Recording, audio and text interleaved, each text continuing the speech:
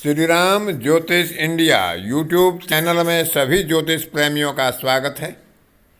आज की कक्षा का विषय प्रसंग है जन्म पत्रिका में जो ग्रह युति बनती है, 2 या 3 ग्रहों का जब योग बनता है तो उनमें ग्रहों के बलाबल का विचार कैसे करें, कौन सा ग्रह बलवान बनेगा और कौन सा ग्रह दूसरे ग्रह की युति में आने पर अपनी शुभता का बल खो बैठेगा, अपने फलों में अच्छी शुभता नहीं दे सकेगा।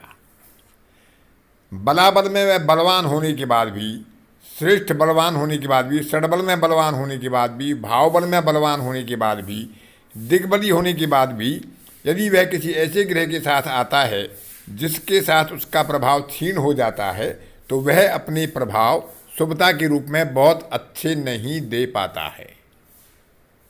तो इन्हीं बातों के ऊपर विचार करेंगे कि किस ग्रह के साथ कौन ग्रह पीड़ित हो जाता है और विशेषकर किन किन राशियों में ऐसा प्रभाव अधिक पाया जाता है और कितने अंतराल पर या कितने जो उनका अंतर होता है स्थिति का, उस पर उसका प्रभाव अधिक पड़ता है। तो इसमें राहु केतु छाया ग्रह हैं, वो किसी के द्वारा पीड़ित नहीं होते हैं, वो अन्य ग्रहों को ही पीड़ित कर देते हैं, अन्य ग्रहों के ही प्रभाव को क्षीण कर देते हैं। लेकिन जो अन्य 7 ग्रह हैं सूर्य से शनि तक, उनमें कौन ग्रह किसके प्रभाव को क्षीण कर देता है जब वो एक साथ युति में बैठते हैं किसी भी भाव में, तो उस बात पर आज की कक्षा में विचार करेंगे। महर्षि पाराशर आदि सभी प्राचीन ज्योतिषकारों ने ग्रहों के नैसर्गिक बल के रूप में बताया है कि सूर्य, चंद्रमा, शुक्र, गुरु, बुध, मंगल और शनि क्रम से निर्बल होते हैं। यानी सबसे बलवान सूर्य होता है, दूसरे स्तर पर बलवान चंद्रमा होता है, तीसरे स्तर पर शुक्र होता है, चौथे स्तर पर गुरु, 5वें पर बुध, 6वें पर मंगल और अंतिम स्तर पर शनि होता है।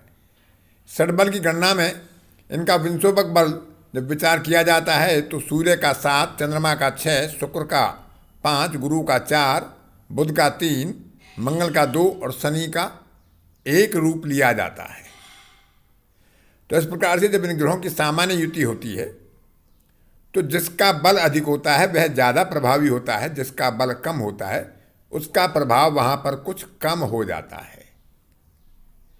लेकिन जो सामान्य सिद्धांत हैं, जो विशेषकर किसी ग्रह के साथ किसी विशेष ग्रह का प्रभाव देखा जाता है, तो सूर्य के साथ किसी भी भाव में यदि शनि विराजमान होता है तो उसका बल क्षीण हो जाता है। जैसे पिता के सामने पुत्र का महत्व कुछ कम रहता है, पिता का महत्व अधिक होता है, वही सूर्य और शनि का संबंध है। सूर्य के साथ यदि शनि अस्त होगा तो यह प्रभाव और ज़्यादा क्षीण हो जाएगा, लेकिन सूर्य शनि एक राशि में होंगे तब भी शनि के कारकत्व का और शनि के भावों के प्रभाव कमजोर हो जाते हैं, क्षीण हो जाते हैं। किस राशि में बैठे हैं इस राशि का विचार भी करना होता है, लेकिन विशेषकर सूर्य के साथ शनि का बल कमजोर हो जाता है, इसको गृह बल में कमजोर मानते हैं। चंद्रमा के साथ शुक्र बैठ जाता है तो शुक्र अपनी शुभता खो बैठता है, अपने फलों का प्रभाव, कारकत्व का और अपने आधिपत्य का फल प्रभाव अच्छी तरह से नहीं दे पाता है, उसका बल वहाँ पर क्षीण हो जाता है जब चंद्रमा के साथ शुक्र होता है। कुछ ग्रंथकार या कुछ ज्योतिषकार इसको आमने सामने बैठने पर भी इसके प्रभाव में शुक्र के प्रभाव को क्षीण मानते हैं। बुध और गुरु के साथ, बुध के साथ या गुरु के साथ यदि चंद्रमा होता है तो उसका बल क्षीण हो जाता है, विशेषकर जब बुध अपनी राशि में हो, कन्या में या मिथुन में, और चंद्रमा उसके साथ बैठी। इसी प्रकार गुरु की राशियों में गुरु के साथ जब चंद्रमा होगा तो वह अपना बल खो बैठता है, अपनी शुभता खो बैठता है।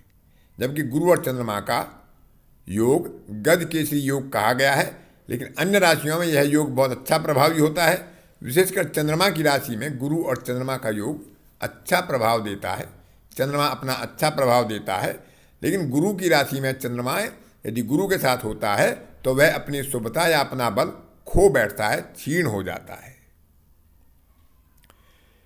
इसी प्रकार से शुक्र की युति में यदि बुध आ जाता है शुक्र और बुध एक साथ आ जाते हैं, विशेषकर शुक्र की राशि में, तो यह अपना बल खो बैठता है। यहाँ पर बुध क्षीण हो जाता है।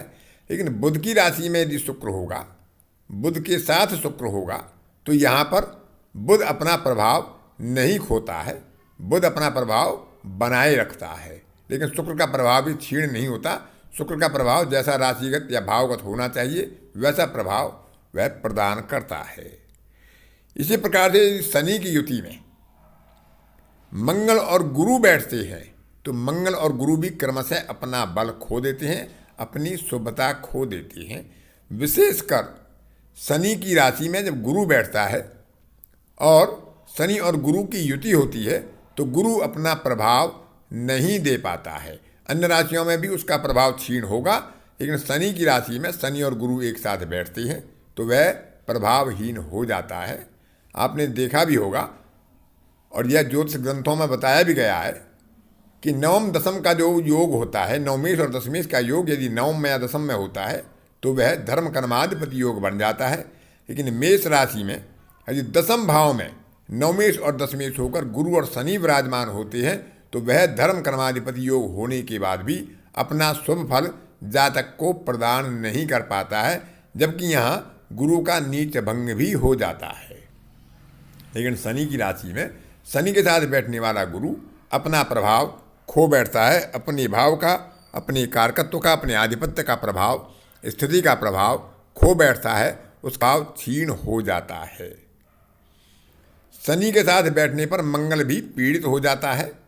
मंगल अपने आप को असहज महसूस करता है और वह अपने साहस, पराक्रम आदि का, अपने आधिपत्य का, बंधु बांधव के सुख का बहुत अच्छा शुभ प्रभाव नहीं दे पाता है।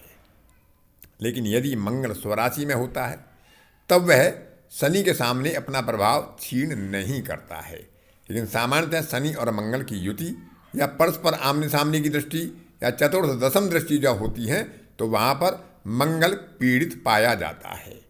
तो इस प्रकार से हम ग्रहों के युति पर उनके प्रभाव का विचार कर सकते हैं। उनमें उनकी अंशात्मक बल, अन्य बलों का विचार भी करना चाहिए। उनकी राशियों में बैठने वाले यदि कोई पाप ग्रह होंगी तो उस पर उसका प्रभाव और अधिक होगा, वह और अधिक क्षीण हो जाएगा, पापी हो जाएगा। लेकिन यदि उसकी राशियों में जो ग्रह पीड़ित हो रहा है उसकी राशियों में शुभ ग्रह बैठे हों, उच्च के ग्रह बैठे हों, तो उसको एक बल प्रदान होता है और उसकी क्षीण जो प्रभाव है उसमें कमी आती है, उसका बल शुभता के रूप में वृद्धि को प्राप्त होता है।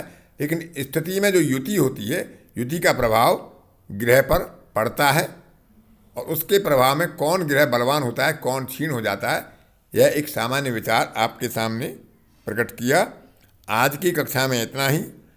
अगली कक्षा में फिर किसी नए विषय के साथ आपसे मुलाकात होगी। तब तक के लिए अपनी वाणी को विराम देता हूँ। धन्यवाद।